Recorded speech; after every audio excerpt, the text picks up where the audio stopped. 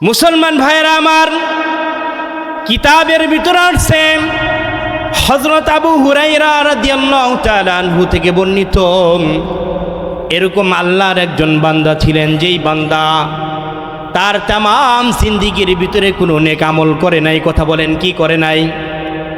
আল্লাহর বান্দার তামাম জিন্দেগির ভিতরে কোনো নেক আমল করে নাই। আল্লাহর বান্দা শেষ বয়সে যখন উপনীত হয়েছেন, যখন মারা যাবেন বাপ, এমন সময় আল্লাহর বান্দার অন্তরের ভিতরে আল্লাহর ভয় চলে আসছে। আল্লাহর ভয় অন্তরের ভিতরে চলে আসছে, কবরের ভয় চলে আসছে, জাহান্নামের ভয় অন্তরের ভিতরে চলে আসছে। আল্লাহর বান্দার অন্তরের ভিতরে যখন জাহান্নামের ভয় চলে আসছে, আল্লাহর বান্দা ওই সময় তার সন্তানদেরকে বলতেছেন, হে আমার ছেলেরা, আমাকে তো আল্লাহ রব্বুল আলামিন তার ইবাদত বন্দেগীর জন্য প্রেরণ করেছিলেন। আমাকে তো আল্লাহ রব্বুল আলামিন তার দাসত্বের জন্য দুনিয়াতে প্রেরণ করেছিলেন, কিন্তু আমি তো আমার তামাম জিন্দেগিটাই গুনাহের ভিতরে পার করেছি। আমি তো আমার তামাম জিন্দেগিটা আল্লাহর নাফরমানি করেছি। সুতরাং আমি মৃত্যুবরণ করার সাথে সাথে আমাকে জাহান্নামে যেতে হবে। আর জাহান্নামের যে শাস্তি, এই শাস্তি আমার পক্ষে সহ্য করা সম্ভব নয়। কথা বলেন, কি নয়?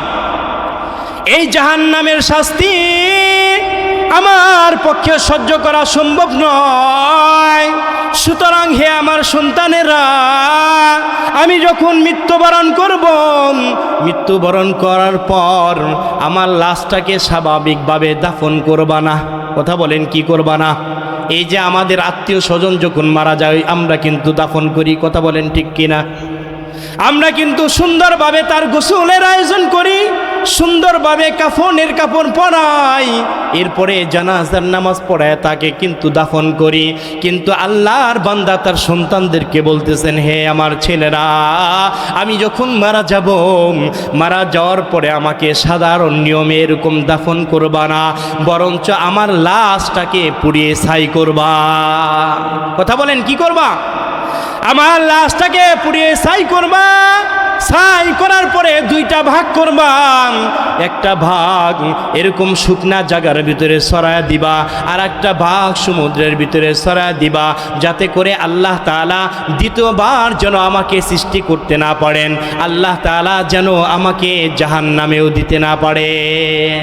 কিন্তু আল্লাহ পারেন কি পারেন না? কথা বলেন, পারেন কি পারেন না?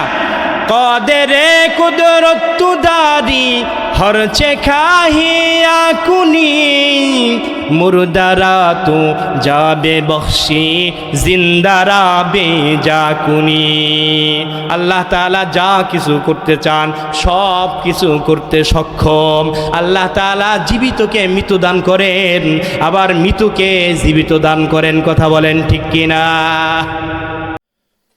মুসলমান ভাইয়েরা আমার, আল্লাহ রব্বুল আলামিন আমাকে আপনাকে কি পরিমাণ নিয়ামত দিয়েছেন।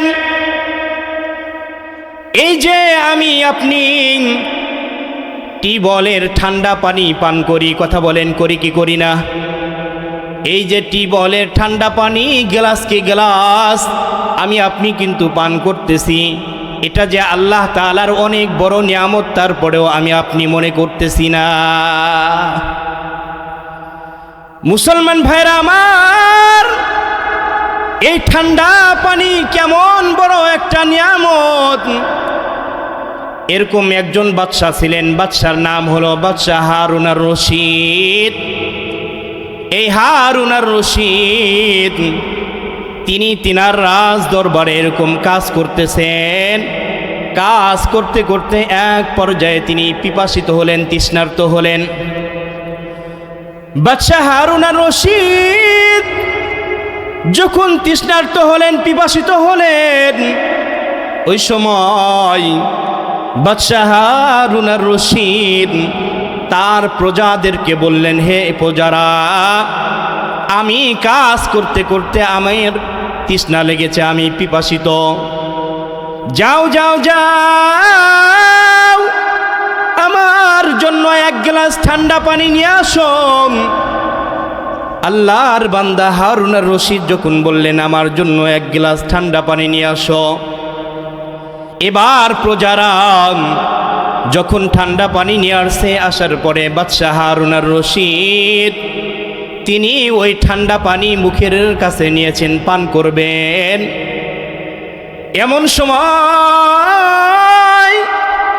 বাদশাহ হারুন আর রশিদের দরবারে হযরত সুলাইমান ইবনে হারব নামে একজন আল্লাহওয়ালা আসলেন। আসার পরে হযরত সুলাইমান ইবনে হারব ওই আল্লাহওয়ালা বাদশাকে বললেন, হে বাদশাহ জাহাপনা, এই যে আপনি কাজ করতে করতে আপনি এখন পিপাসিত হয়ে গেছেন, আপনার মন চাইতেছে আপনি ঠান্ডা পানি পান করবেন। আচ্ছা বলেন তো দেখি, সারা দুনিয়ার ভিতরে কোথাও যদি পানি না থাকে, সারা দুনিয়ার ভিতরে যদি কোথাও পানি না থাকে, অথচ ওই সময় যদি আপনি পিপাসিত থাকেন, কিন্তু সারা দুনিয়ার ভিতরে মাত্র এক গ্লাস পানি আছে, কথা বলেন কয় গ্লাস পানি আছে? সারা দুনিয়ার ভিতরে মাত্র এক গ্লাস পানি, ওই এক গ্লাস পানি ছাড়া কোথাও আর কোথাও পানি নাই। হযরত সুলাইমান ইবনে হারব আল্লাহর এই বান্দা বাদশাহ হারুন আর রশিদকে বললেন, আচ্ছা ওই সময় আপনি ওই এক গ্লাস পানি আপনি কত টাকার বিনিময়ে ক্রয় করবেন?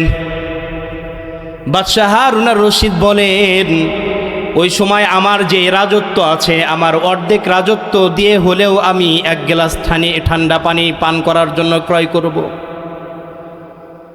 এবার সুলাইমান ইবনে হারব বাদশাহ হারুন আর রশিদকে বললেন, হে বাদশাহ জাহাপনা, আপনি আপনার অর্ধেক রাজত্বর বিনিময়ে আপনি এক গ্লাস ঠান্ডা পানি ক্রয় করলেন। ক্রয় করার পর ওই ঠান্ডা পানি আপনি পান করলেন। পান করার পর ওই পানিটা আপনার পেটের ভিতরে চলে গেল, পাকস্থলীতে চলে গেল। এরপরে ওই পানিটা যেমন স্বাভাবিকভাবে যেমন পেশাবের রাস্তা দিয়ে বের হয়, আপনার যদি ওই পেশাবের রাস্তাটা বন্ধ হয়ে যায়, কথা বলেন কি হয়ে যায়? ওই পেশাবের রাস্তাটা যদি বন্ধ হয়ে যায়, যেমন সাধারণভাবে আপনি পেশাব করতেছি, আপনার ওই পেশাবের রাস্তাটা যদি বন্ধ হয়ে যায়, আর সারা দুনিয়ার ভিতরে একজন মাত্র ডাক্তার, যে ডাক্তার আপনাকে চিকিৎসা করলে আপনি ভালো হতে পারেন, আচ্ছা বলেন তো দেখি আপনি কত টাকার বিনিময়ে এই রোগ থেকে আপনি চিকিৎসা নেবেন? আপনি কত টাকার বিনিময়ে ডাক্তারকে দিয়ে আপনি চিকিৎসা নেবেন? ওই সময় বাদশাহ হারুন আর রশিদ বলেন, ওই যে আমার বাকি রাজত্ব, যে অর্ধেক রাজত্ব আছে, ওই অর্ধেক রাজত্ব দিয়ে হলেও আমি ওই ডাক্তারকে বাকি অর্ধেক রাজত্ব দিয়ে হলেও আমি চিকিৎসা নিব। সুবহানাল্লাহ বলে। তাহলে এর দ্বারা বোঝা যায় যে এই যে আমি আপনি সারা দিনের ভিতরে কত গ্লাস ঠান্ডা পানি যে আমি আপনি পান করতেছি, এটা যে আল্লাহ তাআলার অনেক বড় নিয়ামত, এই নিয়ামতই মনে করতেছি না, কথা বলেন ঠিক কিনা?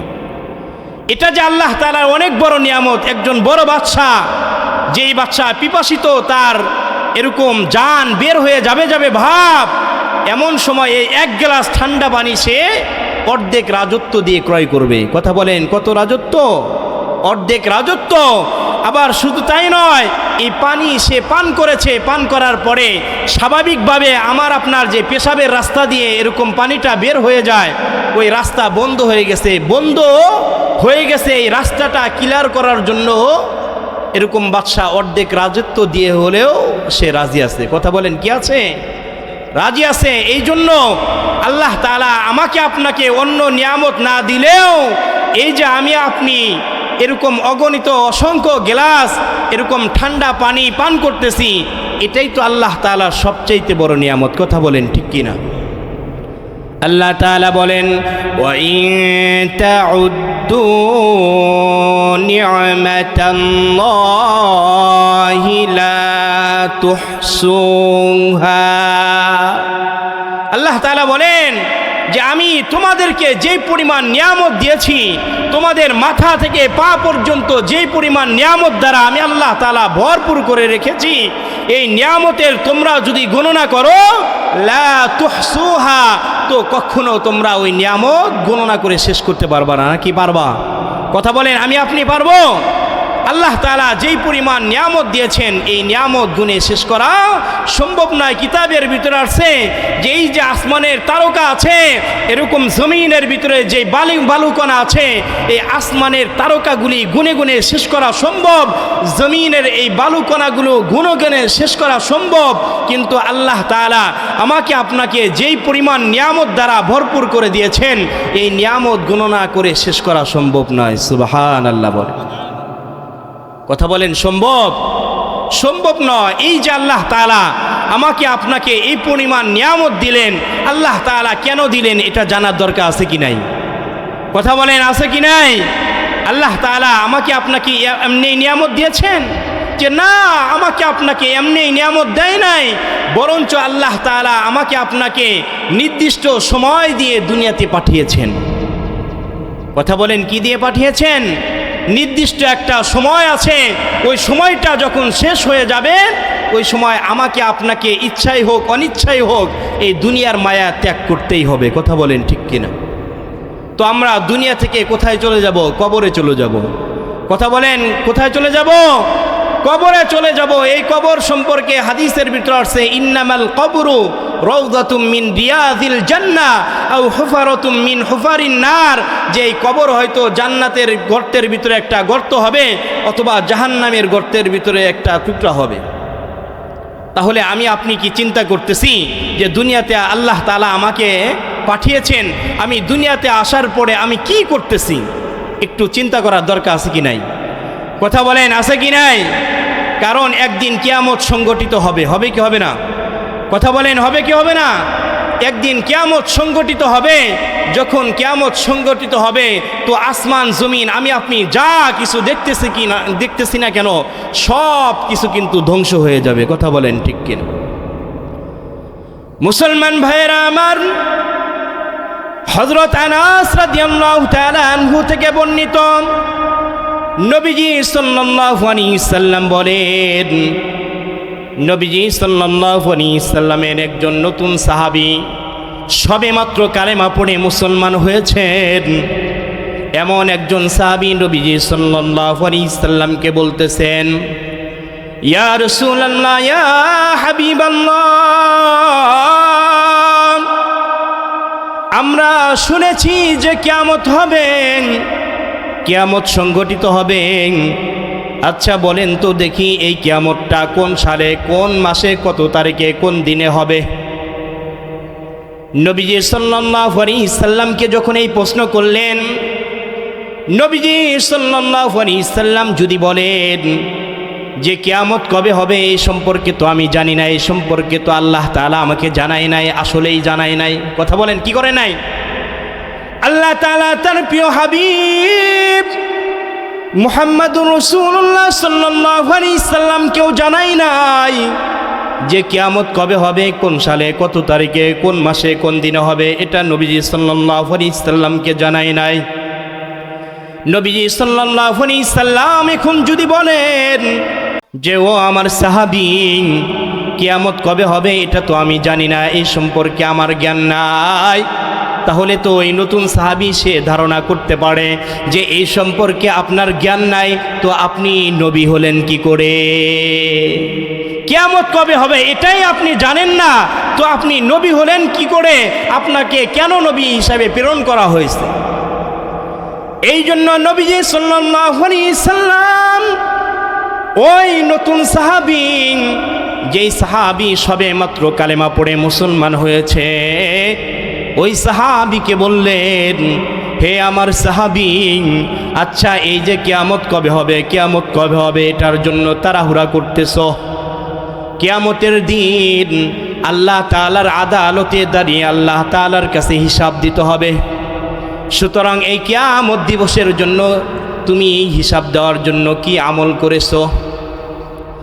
এবার আল্লাহর ওই বান্দা বলেন, ইয়া রাসূলুল্লাহ মা আ'দাতু লাহা মিন কাসীরি সালাতিন ওয়ালা সাওমিন ওয়ালা সাদাকাতিন। ইয়া রাসূলুল্লাহ, কিয়ামতের দিবসে আল্লাহর আদালতে দাঁড়িয়ে যে হিসাব দিতে হবে, এর জন্য আমি তো বেশি নামাজ পড়তে পারি নাই। যেই নামাজটা আমার জন্য ফরজ ছিল, শুধু ফরজ নামাজটাই পড়েছি। এর জন্য আমি তো বেশি রোজা রাখতে পারি নাই। যেই রোজাটা আমার জন্য ফরজ ছিল, শুধু ফরজ রোজা রেখেছি। এর জন্য আমি তো বেশি দান সদকা করতে পারি নাই। যেই সদকা করাটা, যেই দান করাটা আমার জন্য ওয়াজিব ছিল, আমি শুধু সেগুলা করেছি।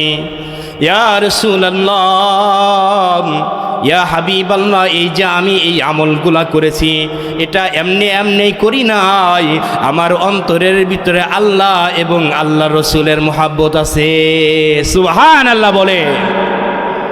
ইয়া রাসূলুল্লাহ, ইয়া হাবিবাল্লাহ, ওয়ালাকিন্নী উহিব্বুল্লাহ ওয়া রাসূলাহু, কিন্তু আমি এই যে আমলগুলি করেছি, এই আমল করার ভিতরে আমার অন্তরের ভিতরে আল্লাহ আল্লাহ রসুলের মুহাব্বত ছিল, ভালোবাসা ছিল। তো নবীজি সাল্লাল্লাহু আলাইহি সাল্লাম বললেন, আনতা মা মান আহাব্বাতা, তুমি তার সাথেই থাকবা যাকে তুমি মুহাব্বত করো। তুমি যেহেতু আমি নবীকে মুহাব্বত করো, সুতরাং কাল কিয়ামতের ময়দানে তুমি আমি নবীর সাথে জান্নাতে থাকবা। সুবহানাল্লাহ বলে। তাহলে অন্তরের ভিতরে নবীর প্রতি মহব্বত, ভালোবাসা রাখার দরকার আছে কি নাই? কথা বলেন, আছে কি নাই? অবশ্যই দরকার আছে। কারণ একজন মানুষ আল্লাহ রসুলের মহব্বত ছাড়া পরিপূর্ণ মুমিন হতে পারে না, পরিপূর্ণ ইমানদার হতে পারে না। তার আমলগুলি আল্লাহ তাআলার দরবারে কবুল হয় না। মুসলমান ভাইয়েরা আমার, এরকম আল্লাহর অনেক বান্দা ছিলেন যারা আল্লাহ রসুলের মহব্বতের জন্য, ভালোবাসার জন্য নিজের বাদশাহী পর্যন্ত ছেড়ে দিয়েছেন। কথা বলেন, কি করেছেন? নিজের বাদশাহী পর্যন্ত ছেড়ে দিয়েছেন। তাদের ভিতর থেকে একজন বাদশা ছিলেন হযরত ইব্রাহিম বিন আদহাম রহমাতুল্লাহ আলাইহি। কথা বলেন, বাদশার নাম কি? হযরত ইব্রাহিম বিন আদহাম, তিনি বলখের বাদশা ছিলেন। এই ইব্রাহিম বিন আদহাম রহমাতুল্লাহ আলাইহি, তিনি একদিন তার রাজপ্রাসাদের ভিতরে ঘুমাচ্ছিলেন। এরকম শুয়ে শুয়ে চিন্তা ভাবনা করতেছেন যে আমার কোন দিকে যেন কমতি রয়েছে। অন্তরের ভিতরে কেমন যেন শূন্যতা অনুভব করতেছেন, যে কোন জিনিসের জন্য আমার প্রয়োজন। আল্লাহর বান্দা চিন্তা করতেছেন। চিন্তা করতে করতে গভীর রাতের ভিতরে একবার ওই বাদশার যেই রাজপ্রাসাদ ছিল, রাজপ্রাসাদের উপরে এরকম ঠক ঠক করে আওয়াজ করতেছে। কথা বলেন, কি করতেছে? ঠক ঠক করে আওয়াজ করতেছে। যখন ঠক ঠক করে আওয়াজ করে, তো বাদশা ইব্রাহিম বিন আদহাম রহমাতুল্লাহ আলাইহি বলেন যে এতগুলি দারওয়ান আছে, এতগুলি দারওয়ানের চোখ ফাঁকি দিয়ে স্বয়ং বাদশার রাজপ্রাসাদের উপরে এমন কে আসলো যে বাদশার রাজপ্রাসাদের উপরে এরকমভাবে ঠক ঠক করে আওয়াজ করতেছেন। আল্লাহর বান্দা ইব্রাহিম বিন আদহাম, আল্লাহর বান্দা এবার চিন্তা করতেছেন, স্বয়ং রাজপ্রাসাদের উপরে এমন কে আসলো? আল্লাহর বান্দা ইব্রাহিম বিন আদহাম তিনি এবার শুয়ে শুয়ে জিজ্ঞাসা করতেছেন, স্বয়ং রাজপ্রাসাদের উপর কে? ওই সময় উপর থেকে আওয়াজ আসছে, আমি একজন ঘোড়ার মালিক। কথা বলেন, আমি একজন কি? হযরত ইব্রাহিম বিন আদহাম তিনি এবার চিন্তা করতেছেন যে স্বয়ং আমার রাজপ্রাসাদের উপরে এমন গভীর রাতে কে আসলো? ওই সময় ইব্রাহিম বিন আদহাম তিনি জিজ্ঞাসা করতেছেন, ছাদের উপর ঠক ঠক আওয়াজ কে করে? আল্লাহর বান্দা ছাদের উপর থেকে বলতেছেন যে আমি একজন ঘোড়ার মালিক, আমার ঘোড়া হারিয়ে গেছে, যার কারণে আমি ঘোড়া খুঁজতে এসেছি। তখন বাদশাহ ইব্রাহিম বিন আদহাম বলতেছেন, আরে পাগল, এত রাতে বাদশাহ রাজপ্রাসাদের উপর ঘোড়া পাওয়া যাবে নাকি? ঘোড়া হারিয়ে গেলে তো ঘোড়া বনের ভিতরে মাঠের ভিতরে খুঁজতে হবে, সুতরাং বাদশাহ রাজপ্রাসাদের উপর তো ঘোড়া পাওয়া যায় না। তুমি মনে হয় পাগল হয়ে গেছো। কথা বলেন, কি হয়ে গেছো? তুমি মনে হয় পাগল হয়ে গেছো। আল্লাহর বান্দা বলেন, আমি পাগল নয়, বরঞ্চ আপনি পাগল হয়েছেন। কারণ এত রাতে যদি বাদশার ছাদের উপর যদি ঘোড়া না পাওয়া যায়, তো আপনার ওই নরম বিছানায় শুয়ে শুয়ে আপনি আল্লাহকে কেমনে পাইবেন? এত রাতে যদি আপনার রাজপ্রাসাদের উপর আমি ঘোড়া না পাই, তো আপনি এত বড় বাদশাহ, এত বড় বাদশাহ, সুতরাং আপনিও তো ওই নরম বিছানায় শুয়ে শুয়ে আল্লাহকে পাবেন না। আল্লাহকে পেতে হলে ওই নরম বিছানা ছাড়তে হবে। কথা বলেন, কি করতে হবে? এবার ইব্রাহিম বিন আদহাম তিনি মনে মনে চিন্তা করলেন, তাহলে মনে হয় এই নরম বিছানায় শুয়ে শুয়ে মনে হয় আল্লাহকে পাওয়া যাবে না। ইব্রাহিম বিন আদহাম তিনি সাথে সাথে ওই বাদশাহী ছেড়ে জঙ্গলে চলে গেলেন ইবাদত করার জন্য। ইব্রাহিম বিন আদহাম যখন জঙ্গলে চলে গেছেন ইবাদত বন্দেগী করার জন্য, ইবাদত বন্দেগী করতেছেন, এদিকে রাজপ্রাসাদের যে সমস্ত মন্ত্রীবর্গ ছিল তারা সকলেই তন্ন তন্ন করে খুঁজতেছেন যে আমাদের বাদশা কোথায় গেল। এত বড় দেশ পরিচালনা করা তো আমাদের পক্ষে সম্ভব নয়। এই জন্য ইব্রাহিম বিন আদহামকে তারা খুঁজতেছেন। এবার প্রজারা খুঁজতে খুঁজতে নদীর ধারে চলে গেছেন। নদীর ধারে যাওয়ার পর দেখেন নদীর পাশে বসেন ইব্রাহিম বিন আদহাম তিনি এরকম সুই দ্বারা চট সেলাই করতেছেন। কথা বলেন, কি করতেছেন? সুই দ্বারা চট সেলাই করতেছেন আর জিকির আজকার করতেছেন, ইবাদত বন্দিগির ভিতরে লিপ্ত আছেন। এবার মন্ত্রীবর্গ যারা ছিল তারা বলতেছেন, হে বাদশা জাহাপনা, আমরা তো আপনাকে আজীবনের জন্য বাদশা বানিয়েছি, সুতরাং আপনি অনুপস্থিত থাকার কারণে আমাদের কার্যকারিতা করা একটু অসম্ভব হয়ে যাচ্ছে, চলেন একটু আমাদের সাথে চলেন। তখন বাদশা ইব্রাহিম বিন আদহাম রহমাতুল্লাহ আলাইহির হাতের ভিতরে একটা সুই ছিল। কথা বলেন, কি ছিল? হাতের ভিতরে যে সুইটা ছিল, ইব্রাহিম বিন আদহাম রহমাতুল্লাহ আলাইহির সাথে সাথে সুইটা সমুদ্রের ভিতরে নিক্ষেপ করলেন। সমুদ্রের ভিতরে যখন ফেলে দিলেন, এবার প্রজাদেরকে বলতেছেন, আমি যে এই যে সুইটা ফেললাম, যাও এই সুইটা আমাকে উঠায়া দাও। কথা বলেন, কি করো? এই সুইটা আমাকে উঠায়া দাও। প্রজারা অনেক ডুবারু নিয়ে আসছেন, আসার পরে অনেক খোঁজাখুঁজি করার পরে আর সুই পায় না। আচ্ছা বলেন তো দেখি, এই সুই পাওয়া যাবে? সামান্য ছোট্ট একটা সুই, অনেক চেষ্টা করার পরেও যখন সুই পায় না, তো ইব্রাহিম বিন আদহাম সমুদ্রে লক্ষ্য করে বললেন, হে সমুদ্রের মাছ, তোমাদের ভিতরে আমি যেই সুইটা নিক্ষেপ করেছি, ফেলেছি, তোমরা ওই সুইটা আমাকে এনে দাও। ইব্রাহিম বিন আদহাম একথা বলার সাথে সাথে সমুদ্রের ভিতরে যতগুলি মাছ ছিল সবগুলি মাছ মুখের ভিতরে এরকম স্বর্ণের সুই নিয়ে আসছে। সুবহানাল্লাহ বলে। ইব্রাহিম বিন আদহাম বলেন, না না না, আমি তো স্বর্ণের সুই ফেলি নাই, আমি স্বর্ণের সুই চাই না, ওই যে আমি লোহার সুইটা ফেলেছি, যাও ওই সুইটাই আমার লাগবে, সুইটা নিয়ে এসো। তো একটু পর আর একটা সমুদ্রের মাছ হজরত ইব্রাহিম বিন আদহাম যেই সুইটা ফেলেছে সেই লোহার সুইটাই নিয়ে উপস্থিত হয়ে গেলেন। সুবহানাল্লাহ বলে। ইব্রাহিম বিন আদহাম তিনি তার প্রজাদেরকে বললেন, হে আমার প্রজারা, দেখলে তো আমার কারিশমা, তোমাদেরকে বললাম যে আমার সুইটা এনে দাও, তোমরা অনেক চেষ্টা করলা, তারপরেও তোমরা বের করতে পারো নাই।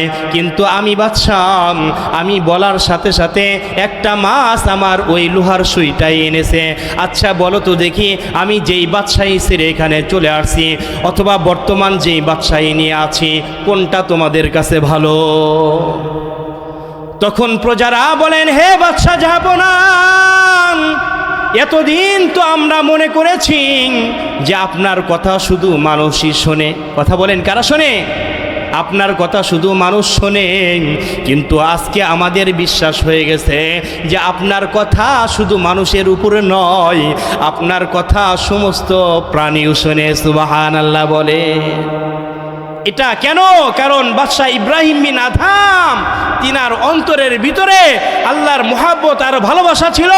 আল্লাহর মুহাব্বত আর ভালোবাসার কারণে তিনি নিজের বাদশাহী পর্যন্ত ছেড়ে দিয়ে আল্লাহ তাআলার ইবাদত বন্দিগির ভিতরে লিপ্ত হয়ে গেছে। সুবহানাল্লাহ বলে। তাহলে আমাদের আমল করার দরকার আছে কি নাই? কথা বলেন, দরকার আছে কি নাই? আমরা মনে করি যে আমরা তো অনেক সময় ঈদের নামাজ পড়ি, জুমার নামাজ পড়ি, মাঝে মাঝে 5 ওয়াক্তও পড়ি, আমাদের তো অনেক নেকি হয়ে গেছে। এরকম বলি কি বলি না? না, আমাদের অনেক নেকি হয় নাই। কিয়ামতের ময়দানে এক একটা নেকির জন্য যখন আমি আপনি আটকা পড়ে যাব, ওই সময় আমাকে আপনাকে কেউ সাহায্য করবে না। নাকি করবে? কথা বলেন, করবে? কেউ তখন সাহায্য করবে না। ওই সময় আমার আপনার কঠিন পরিস্থিতি হবে।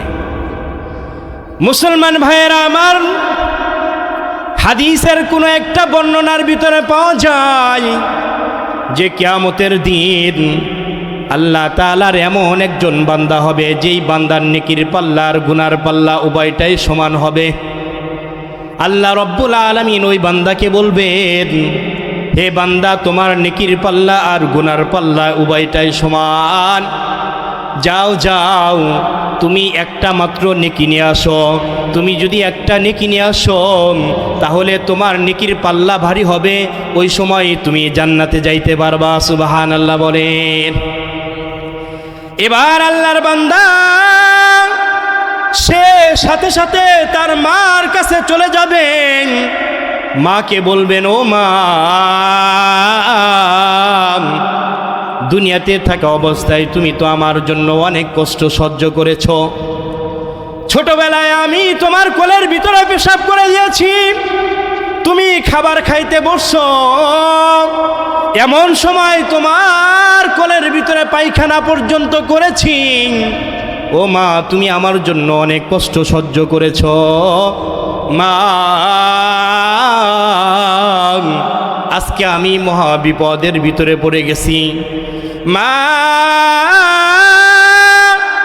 আজকে আমার নেকির পাল্লা গুনার পাল্লা উভয়টাই সমান হয়ে গেছেন। সুতরাং ও মা, তোমার কাছে মাত্র একটা নেকি চাই, তুমি মাত্র একটা নেকি আমাকে দাও। একটা নেকি দিলেই আমি জান্নাতে যাইতে পারবো। ওই সময় মা আর মায়ের পরিচয় দিবে না। কথা বলেন, কি করবে না? মা ওই সময় বলবে, হে সন্তান, আমি তো তোমাকে চিনি না, দুনিয়াতে থাকা অবস্থায় আমার তো বিয়েই হয় নাই, আমার তো কোনো সন্তান ছিল না, তুমি মনে হয় ভুল জায়গায় আসছো, যাও যাও এখান থেকে চলে যাও। আল্লাহর বান্দা তখন মার কাছ থেকে বিদায় নিয়ে বাবার কাছে যাবে। বাবাকে বলবে, হে বাবা, দুনিয়াতে থাকা অবস্থায় তুমি তো আমার জন্য অনেক কষ্ট করেছ, মাথার গাম পায়ে ফেলে কষ্ট উপার্জন করেছ, কষ্ট করে উপার্জন করার পরে ওই টাকা আমার জন্য ব্যয় করেছ। ও বাবা, দুনিয়াতে থাকা অবস্থায় আমার তো অনেক আশা আবদার পূরণ করেছ, সুতরাং আজকে তোমার কাছে একটা নেকি চাই, তুমি আমাকে একটা নেকি দাও। তুমি যদি একটা নেকি দাও তাহলে আমি জান্নাতে যাইতে পারবো। বাবা ওই সময় সন্তানের পরিচয় দিবে না। বাবা বলবে, না না, তুমি এখান থেকে চলে যাও, আমি তোমাকে চিনি না, দুনিয়াতে থাকা অবস্থায় আমার সন্তান ছিল না। বাবাও তখন সন্তানের পরিচয় দিবে না। কথা বলেন, কি করবে না? বাবাও সন্তানের পরিচয় দিবে না, বলবে যাও যাও এখান থেকে তুমি চলে যাও, আমি তোমাকে চিনি না, যাও এখান থেকে চলে যাও। তখন আল্লাহর বান্দা দুনিয়ার ভিতরে যে সমস্ত পরিচিত বন্ধু বান্ধব ছিল, বন্ধুদেরকে বলবে, হে বন্ধু, দুনিয়ায় থাকা অবস্থায় 24 ঘন্টার ভিতরে 20 ঘন্টা তোমার সাথে আমি অতিবাহিত করেছি।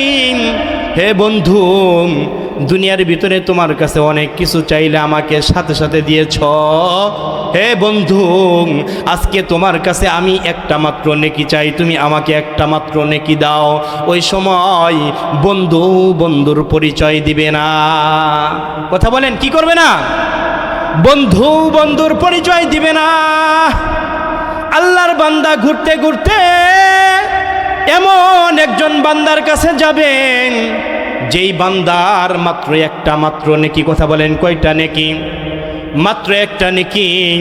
আল্লাহর ওই বান্দা বলবেন, হে ভাই, তুমি সারা জীবন অনেক আমল করেছো, তারপরেও তুমি জান্নাতে যাইতে পারতেছো না, সুতরাং আমার তো মাত্র একটা নেকি দ্বারা তো আমি জান্নাতে যাইতে পারবো না, সুতরাং এই একটা নেকি আমি তোমাকে দিয়ে দিলাম, যাও তুমি জান্নাতে চলে যাও। সুবহানাল্লাহ বলেন।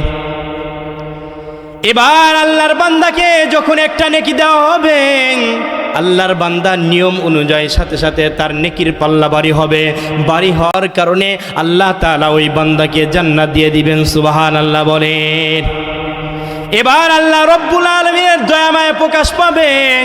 আল্লাহ রব্বুল আলামিন ওই সময় ওই বান্দাকে বলবেন, যেই বান্দার মাত্র একটা নেকি ছিল, আল্লাহ তাআলা ওই বান্দাকে বলবেন, হে বান্দা,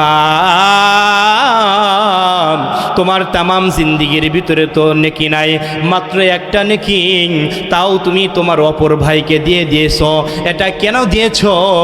আল্লাহর বান্দা তখন বলবে, আয় আল্লাহ, এই যে মাত্র একটা নেকি দ্বারা তো আমার জন্য জান্নাতে যাওয়া কোশ্চিন কালো সম্ভব?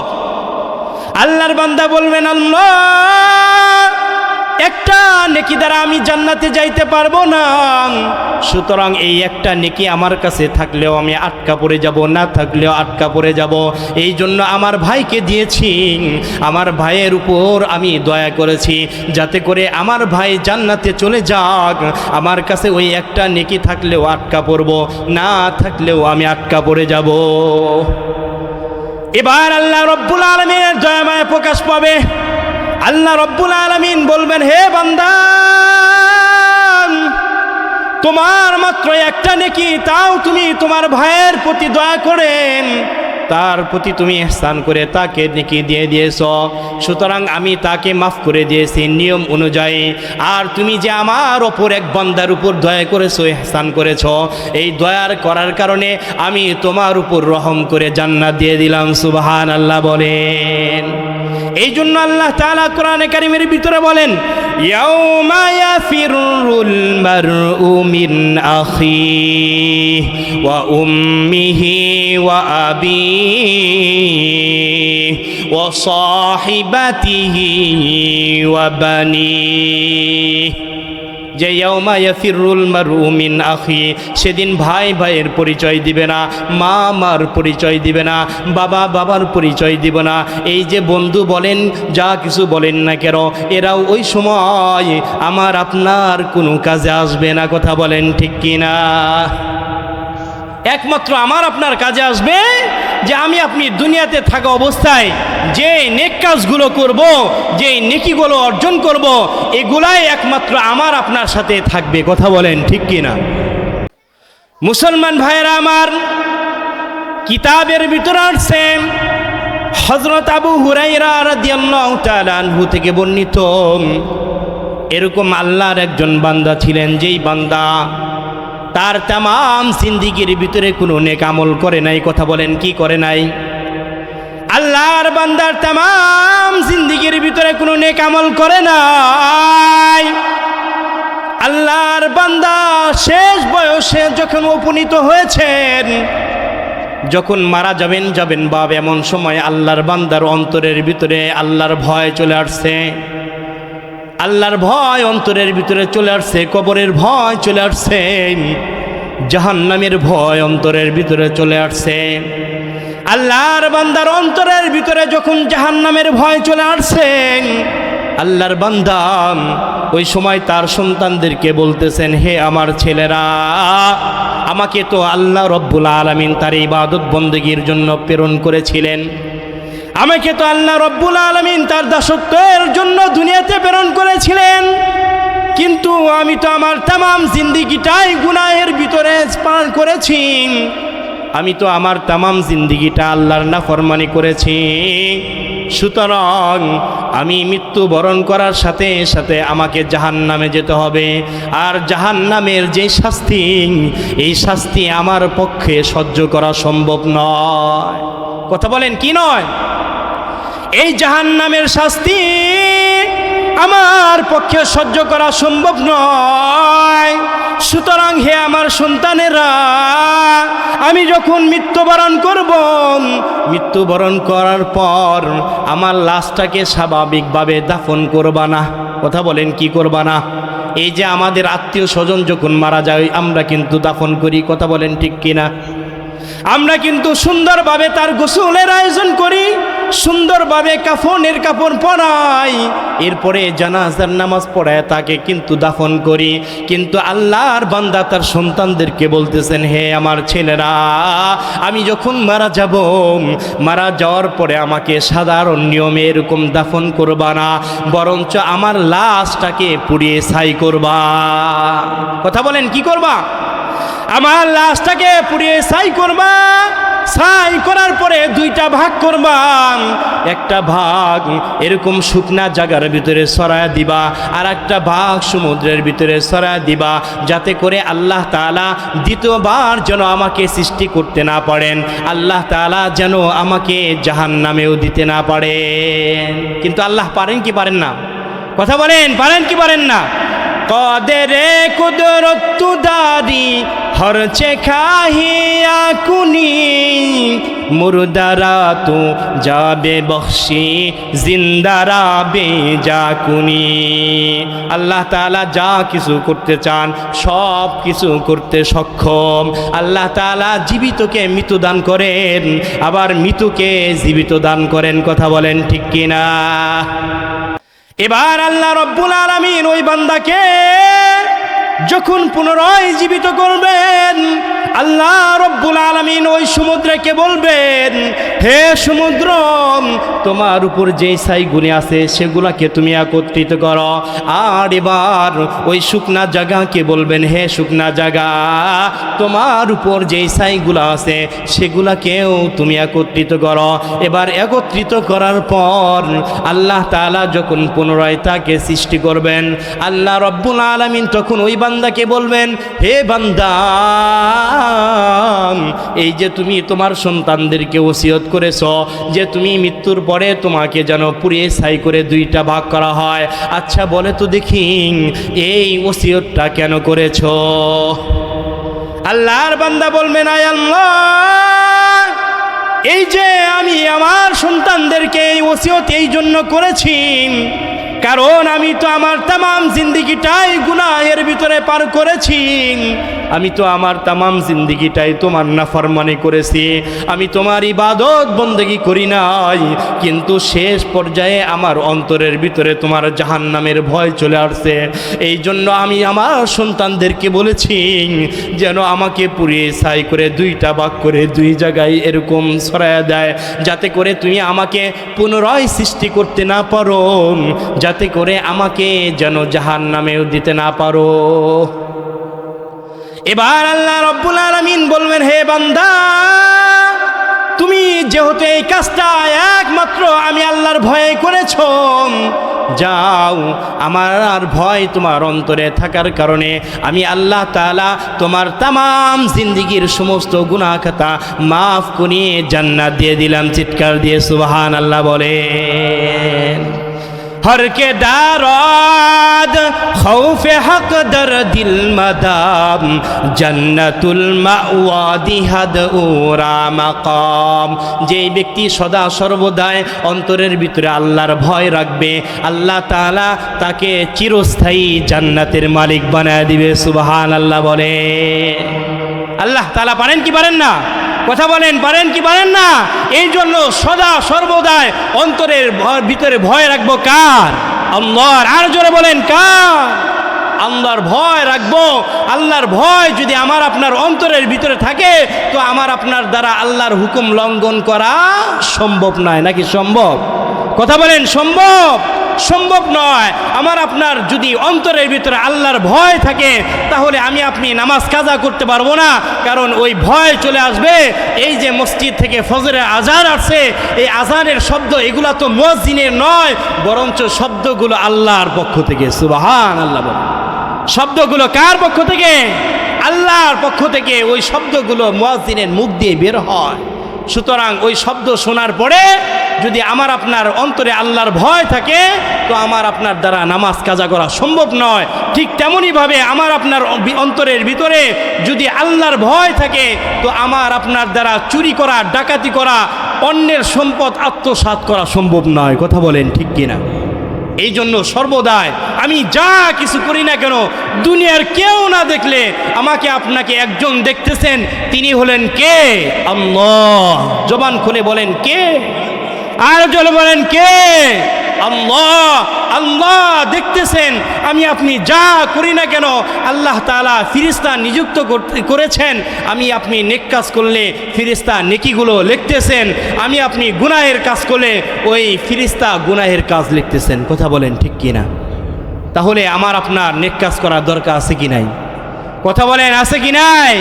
অবশ্যই দরকার আছে। কারণ যখন আমার আপনার হায়াত শেষ হয়ে যাবে ওই সময় আমার আপনার আর নেক কাজ করার সুযোগ থাকবে না। নাকি থাকবে? কথা বলেন থাকবে?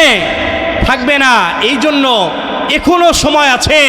আমরা যারা এখনো মসজিদে যাই না, আমরা যারা আল্লাহ তাআলার কুদরতি কদমে, কুদরতি পায়ে আমরা এখনো যারা সিজদা দেই না, ও ভাই, ও বন্ধু, আমি তোমাদের হাতের ভিতরে হাত রেখে বলতেছি আল্লাহ তাআলা তোমাকে হেদায়েতের পথে আনুক। আমি এই দোয়াই করতেছি, কারণ আমরা যেমন দুনিয়াতে একসাথে আছি, আমরা চাই জান্নাতের ভিতরেও যেন একসাথে থাকি। চাই কি চাই না? কথা বলেন চাই কি চাই না? দেখা যায় আমি আপনি আমল করার কারণে জান্নাতে চলে গেলাম, অথচ আপনি আমার মুসল্লি, অথবা আপনি আমার মুসল্লি, আপনি ইবাদতের কারণে আপনি জান্নাতে চলে গেলেন, আর আমি বদ আমলের কারণে জাহান্নামে চলে গেলাম। তাহলে বিষয়টা কেমন হলো? হলো কি হলো না? এই জন্য আমরা চাই যে প্রত্যেকেই যেন নেক কাজ করে একসাথে দুনিয়াতে যেমন ছিলাম ঠিক তেমনি জান্নাতের ভিতরে যেন একসাথে থাকতে পারি। আল্লাহ তাআলা কবুল করেন, আমিন বলেন। এই জন্য এতদিন যা করেছি, এখনো সময় আছে। আমার আপনার তওবা করার এখনো সময় আছে। আছে কি নাই? কথা বলেন আছে কি নাই? আল্লাহ তাআলা কোরআনে কারীমের ভিতরে বলেন, কুল ইয়া ইবাদিয়াল্লাযীনা আসরাফু আলা আনফুসিহিম লা তাকনাতু মির রাহমাতিল্লাহ। আল্লাহু আকবার বলেন। আল্লাহ তাআলা বলেন, কুল, হে নবী আপনি বলে দেন, ইয়া ইবাদিয়াল্লাযীনা আসরাফু আলা আনফুসিহিম, যে হে আমার ওই সমস্ত বান্দা বান্দিরা যারা গুনাহ করতে করতে নিজেদের জীবনের উপর জুলুম করেছো, লা তাকনাতু মির রাহমাতিল্লাহ, তোমরা আমি আল্লাহর রহমত থেকে নিরাশ হয়ো না। সুবহানাল্লাহ বলেন। আল্লাহর রহমত থেকে কি হয় না? নিরাশ হয়ো না। কারণ আমার আপনার দ্বারা গুনাহ হওয়াটাই স্বাভাবিক, কিন্তু গুনাহ হয়ে গেছে এর উপর অবিচল থাকা, অটল থাকা ঠিক নয়। কারণ যখন গুনাহ হয়েছে তো সাথে সাথে আল্লাহ তাআলার কাছে তওবা করা দরকার। কারণ হাদিসের ভিতরে আসছে, আত-তাইবু মিনাজ যামবি কামান লা যামবালা, যে গুনাহ থেকে যারা তওবা করে সেই ব্যক্তি যেন ওই ব্যক্তির মতো হয়ে যায় যার কোনো গুনাহই নাই। সুবহানাল্লাহ বলে।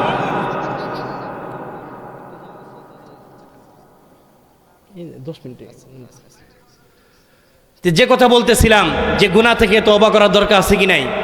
কথা বলেন, আছে কি নাই? আছে কি নাই? অবশ্যই আছে। কারণ আমরা প্রত্যেকেই মানুষ, আর মানুষের দ্বারা গুনাহ হওয়াটাই স্বাভাবিক। কিন্তু এই গুনাহের উপর অটল থাকা ঠিক নয়, বরঞ্চ এই গুনাহের জন্য আল্লাহ তাআলার কাছে তওবা করা দরকার। মুসলমান ভাইয়েরা আমার, মুসলিম শরীফের ভিতরে আছে বনি ইসরায়েলের একজন ডাকাত ছিলেন, যিনি 99টা পর্যন্ত হত্যা করেছেন। কথা বলেন কয়টা? একটা নয়, দুইটা নয়, তিনটা নয়, একে একে 99টা পর্যন্ত হত্যা করেছে। এই পর্যন্ত অন্তরের ভিতরে আল্লাহর ভয় আসে নাই। 99টা যখন হত্যা করা শেষ হয়ে গেছে, এমন সময় আল্লাহর এই বান্দার অন্তরের ভিতরে আল্লাহর ভয় চলে আসছে। আল্লাহর বান্দা এরকম খুঁজতেছে, খুঁজতে খুঁজতে একজন পাদ্রীকে জিজ্ঞাসা করেছে, হে ভাই,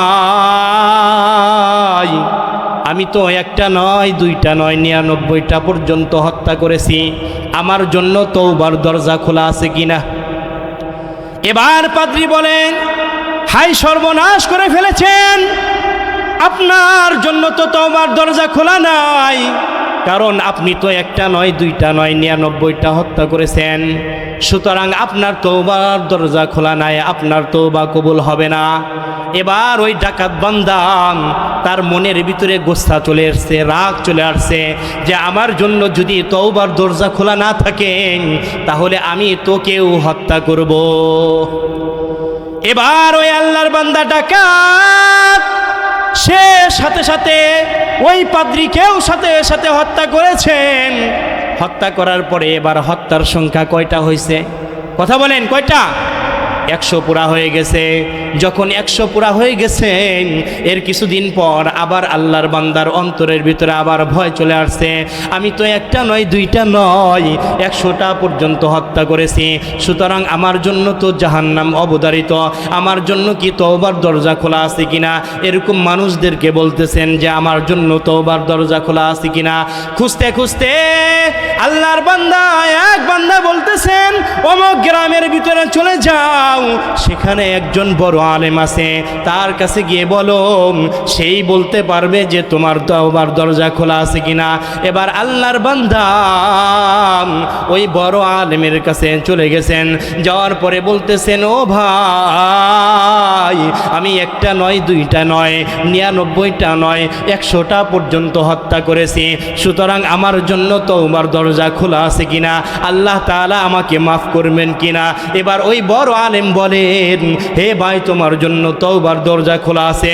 তুমি যদি খাঁটি দিলেন আল্লাহ তাআলার কাছে তওবা করো, আল্লাহ তাআলা তোমার তওবা কবুল করবেন। সুবহানাল্লাহ বলেন।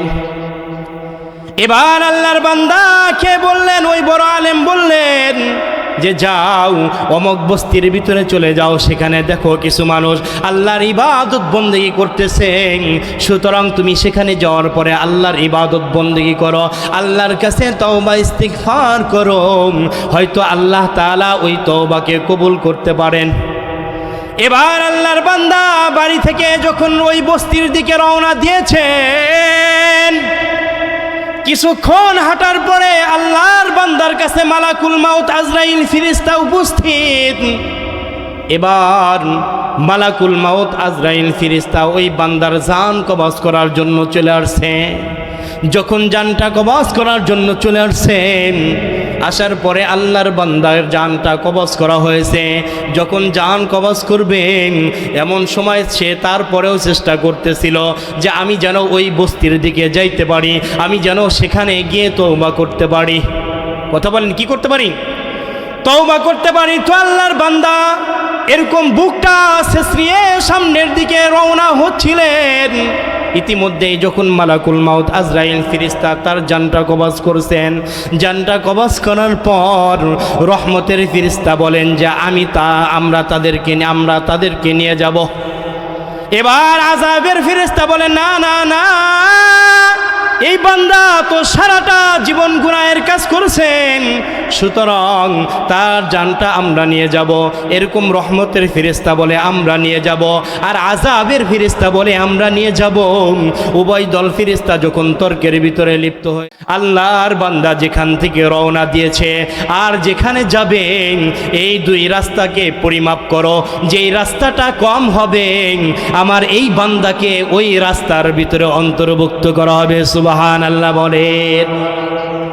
মুসলমান ভাইয়েরা আমার, আল্লাহর বান্দা যেই জায়গায় মৃত্যুবরণ করেছেন এই জায়গা থেকে ওই বস্তির জায়গাটা ছিল অনেক দূরে।